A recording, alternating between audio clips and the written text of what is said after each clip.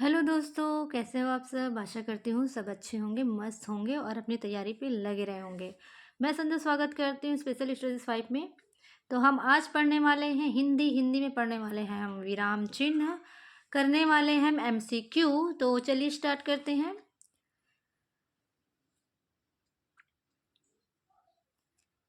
किस वाक्य में विराम चिन्ह का उचित प्रयोग नहीं है? मैं मनुष्य में मानवता देखना चाहती हूँ, उसे देवता बनाने की मेरी इच्छा नहीं। यह दूर से, बहुत दूर से आ रहा है। सुनो सुनो, वह गा रही है। प्रिय महाशय, मैं आपका भारी हूँ। तो इसका आंसर क्या है? पहले तो ये बोलिए कि विराम चिन्ह किसे कहते हैं। आप तो सब जानते होंगे, जो चिन्ह लिखते, बोलते या पढ़ते समय रुकने का संकेत देते हैं या ठहराव के लिए प्रयोग किए जाते हैं, उन्हें क्या कहा जाता है? विराम चिन्ह कहा जाता है।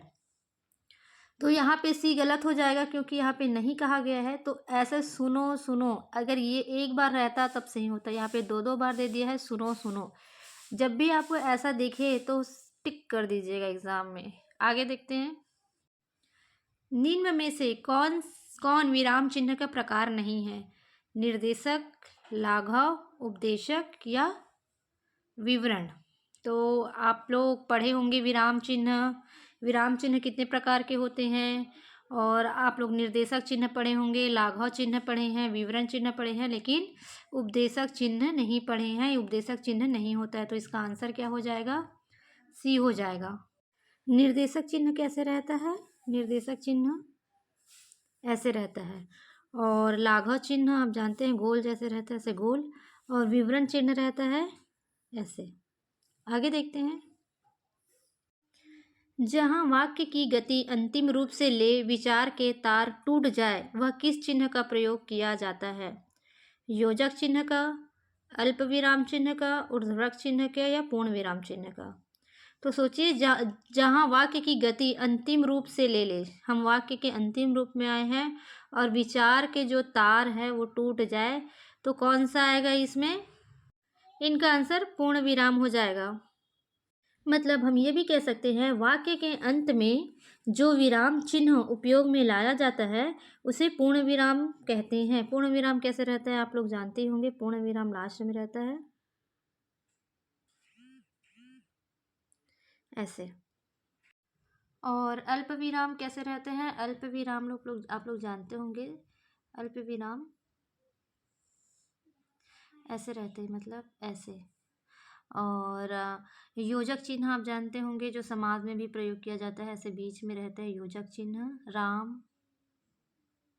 सीता, ऐसे। और उद्धरण चिन्ह जो डैश डैश डैश और ऊपर में ऐसे रहते हैं ना, मेन पॉइंट लिखने के लिए। चलिए आगे देखते हैं। एक चीज़ और बता दूं, मेरे पास जो हिंदी की बुक है विनय कुमार पाठक, बहुत अच्छी बुक है। उसमें विराम चिन्हों की जो संख्या है कामता प्रसाद गुरु के अनुसार 20 मानी गई है। आप लोग उस बुक को एक बार पढ़ लीजिएगा, बहुत अच्छी बुक है। विराम चिन्ह प्रयुक्त होता है तो विवरण चिन्ह, तुल्य सूचक चिन्ह, तुल्यता सूचक चिन्ह, लाघव चिन्ह या संयोजक चिन्ह। तो विराम चिन्ह किस में प्रयुक्त होता है? तो ये संयोजक चिन्ह में प्रयुक्त होता है। इसका आंसर डी हो जाएगा। आगे देखते हैं। विराम चिन्ह का अर्थ है क्या है? चलना होता है क्या? बी, ठहरना या रुकना या विछुड़ना या स्वर। तो हम अच्छे से जानते हैं विराम चिन्ह का अर्थ होता है ठहरना या रुकना। आगे देखते हैं। श्री कामता प्रसाद गुरु जी के अनुसार विराम चिन्हों को किस भाषा में लिया हुआ माना जाता है? क्या वो अरबी है, अंग्रेजी है, फ्रेंच है, चीनी है? तो इसका आंसर अंग्रेजी आ जाएगा। कामता प्रसाद गुरु जी ने विराम चिन्ह को अंग्रेजी भाषा से लिया माना जाता है। आगे देखते हैं। देखिए यहाँ पे भी दिया है क्वेश्चन में, श्री कामता प्रसाद जी के अनुसार विराम चिन्हों की संख्या कितनी है? तो इनका आंसर 20 हो जाएगा। आगे देखते हैं। अल्प विराम चिन्ह को पहचानिए। अल्प विराम चिन्ह कैसे रहते हैं, आप पहचानिए। इसका आंसर अल्प विराम हो जाएगा, ए आंसर। आगे देखते हैं। आशीष, राहुल, राजा, शुक्ल और वैभव अपने कार्य में संलग्न है। मतलब आशीष, राहुल, यहाँ पे कोई अल्प विराम नहीं दिया है, कोई चिन्ह नहीं दिया है, यहाँ पे डायरेक्ट बोल दिया है आशीष, राहुल, राजा, शुल्क और वैभव अपने कार्य में संलग्न है। इस वाक्य में उचित विराम चिन्ह है। तो उचित विराम चिन्ह क्या है? आंसर ये हो जाएगा। क्यों? क्योंकि यहाँ पे कोई अल्प विराम नहीं है। यहाँ पे क्या आना चाहिए था? अल्प विराम आना चाहिए था, जैसे यहाँ पे बताया गया है। जहाँ एक ही व्याकरणिक कोटि के कई शब्द आए और उनके बीच में संयोजक और वह इत्यादि ना हो, मतलब आशीष, राहुल और राजा और शुक्ल, ऐसा अगर आए तो यह अल्प विराम कार्य नहीं करेगा। लेकिन ये डायरेक्ट दे दिया है तो इसमें अल्प विराम चिन्ह दिया जाएगा। अगर आपको ऐसा डायरेक्ट दिखे तो इसमें आंसर ए लीजिएगा।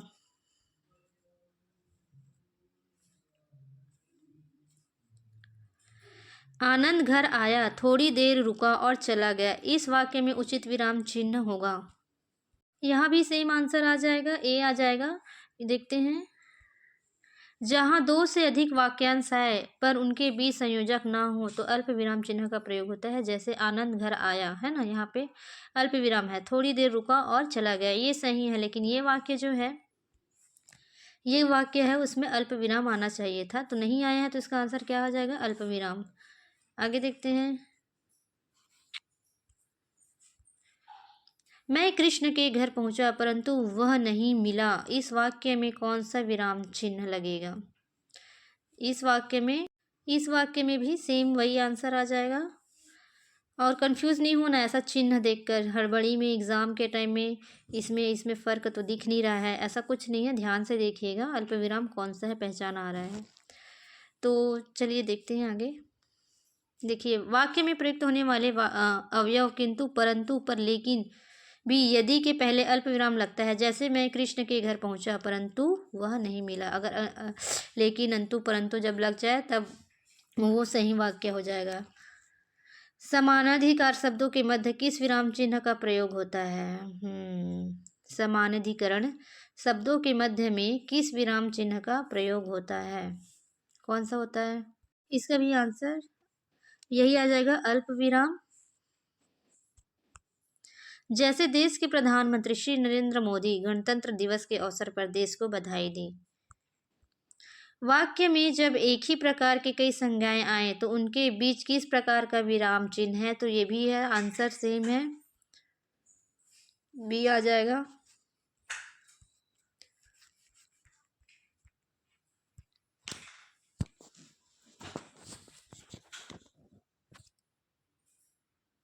छंदों में एक चरण की समाप्ति पर छंदों में एक चरण की समाप्ति पर किस विराम चिन्ह का प्रयोग होता है?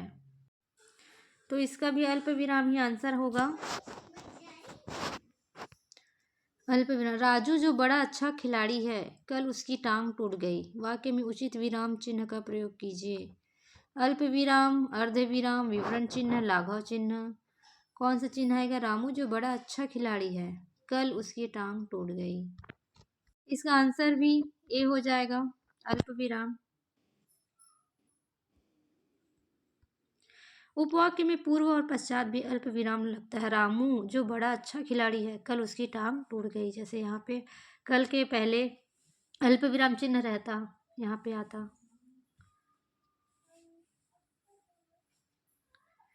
चलिए देखते हैं आगे।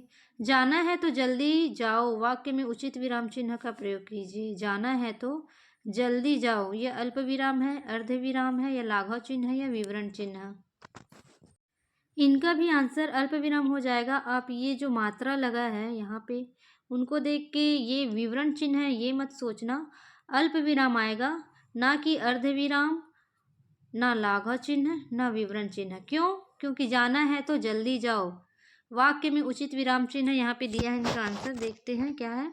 जाना है तो जल्दी जाओ, ऐसे वाक्य खंडों के बाद भी अल्प विराम लगता है। किसके बाद भी? खंडों के बाद, जिसके बाद लगने वाले तो, तब, वह आदि का लोप हो जाता है।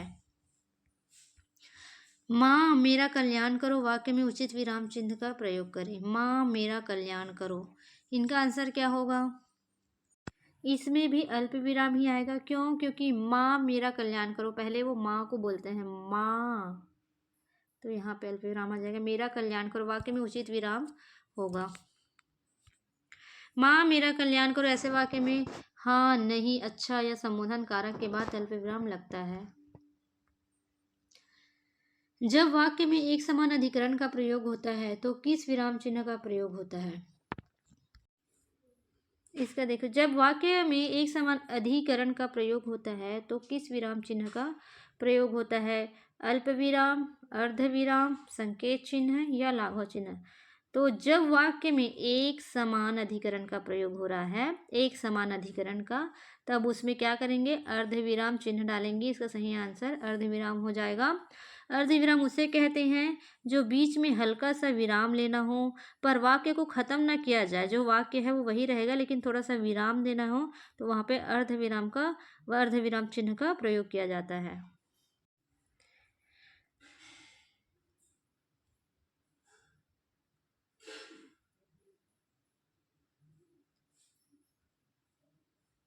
मिश्रित तथा संयुक्त वाक्यों में विरोध का भाव प्रकट करने के लिए किस विराम चिन्ह का प्रयोग किया जाता है? तो यहाँ पे तो आंसर है ही अर्ध विराम, उपविराम, योजक चिन्ह या कोष्टक। मिश्रित तथा संयुक्त वाक्यों में विरोध का भाव प्रकट करने के लिए किस विराम चिन्ह का प्रयोग किया जाता है?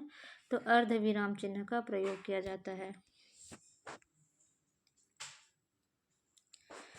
कारणवाचक क्रिया विशेषण में किस प्रकार का विराम चिन्ह का प्रयोग होता है? तो बताइए। कारकवाचक क्रिया विशेषण में, कारकवाचक क्रिया विशेषण में किस प्रकार का विराम चिन्ह का प्रयोग होता है? तो उपविराम, विवरण चिन्ह, उद्धरण चिन्ह या अर्ध विराम। तो इसका आंसर अर्ध विराम हो जाएगा। पूर्ण विराम चिन्ह का प्रयोग किया जाता है वाक्य के प्रारंभ में। वाक्य के प्रारंभ में तो हो ही नहीं सकता। वाक्य के अंत में, वाक्य के मध्य में, इनमें से कोई नहीं। तो वाक्य के मध्य में भी नहीं होगा। इनका आंसर क्या हो जाएगा? वाक्य के अंत में। किस वाक्य में पूर्ण विराम चिन्ह का प्रयोग नहीं किया गया है? वाक्य के अंत में, कहानी उपन्यास लिखने में, छंद के चरणों की समाप्ति पर, छंदों के एक चरण की समाप्ति पर।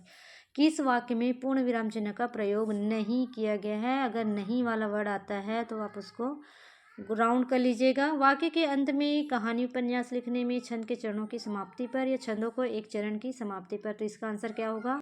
इसका आंसर हो जाएगा डी, छंदों के एक चरण की समाप्ति पर। एक चरण बोल रहा है ना, पूर्ण तरह से तो नहीं बोल रहा है।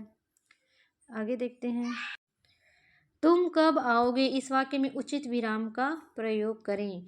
तुम कब आओगे पूछ रहे हैं, मतलब क्या आएगा इसमें? प्रश्नवाचक आ जाएगा। क्या आ जाएगा? प्रश्नवाचक आ जाएगा। तो इनका आंसर हो जाएगा बी।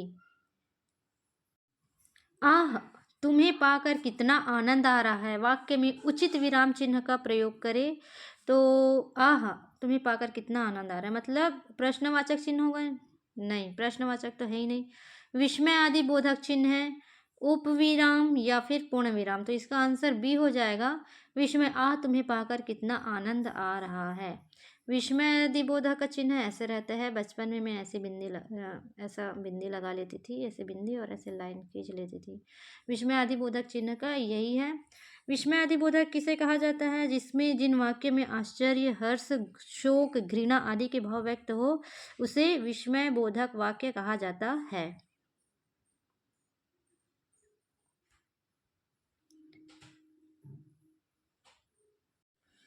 कबीर वाणी के डिक्टेटर थे। इस वाक्य में किस विराम चिन्ह का प्रयोग किया गया है? तो इसका आंसर ए होगा, बी होगा या सी होगा या डी होगा। तो इसका आंसर ए होगा। संयोजक चिन्ह को किस अन्य नाम से जाने जाते हैं? तो संयोजक चिन्ह को किस नाम से जाना जाते हैं? संयोजक चिन्ह ऐसा होता है, और ये आप अच्छे से जानते हैं कि ऐसा चिन्ह और किस में प्रयोग होता है।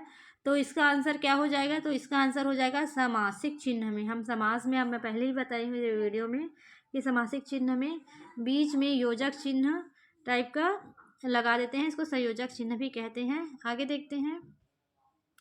भूल सुधारने अथवा शब्द में किस त्रुटि को सही दिखाने के लिए किस कोष्टक का प्रयोग किया जाता है? भूल सुधारने अथवा क्या बोल रहे हैं, शब्द में किसी त्रुटि को सही दिखाने के लिए। इसका आंसर क्या हो जाएगा? तो किस चिन्ह का प्रयोग किया जाता है अगर भूल सुधारने या त्रुटि को सही दिखाने के लिए? तो इसका आंसर बी हो जाएगा। विवरण चिन्ह को पहचानिए। विवरण चिन्ह किसे कहा जाता है भाई? विवरण चिन्ह, इसका आंसर हो जाएगा, मैं पहले बताई हूँ, विवरण चिन्ह इसको कहते हैं। पुनरुक्ति या लाघव चिन्ह को पहचानिए।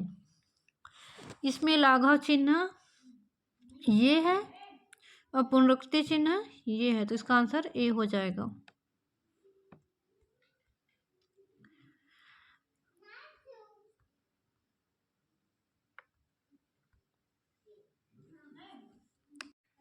फ्रेंड्स, आज का वीडियो मैं यही समाप्त करती हूँ। नेक्स्ट वीडियो पे इसके बाकी का जो बचा हुआ है वो लेकर आऊँगी।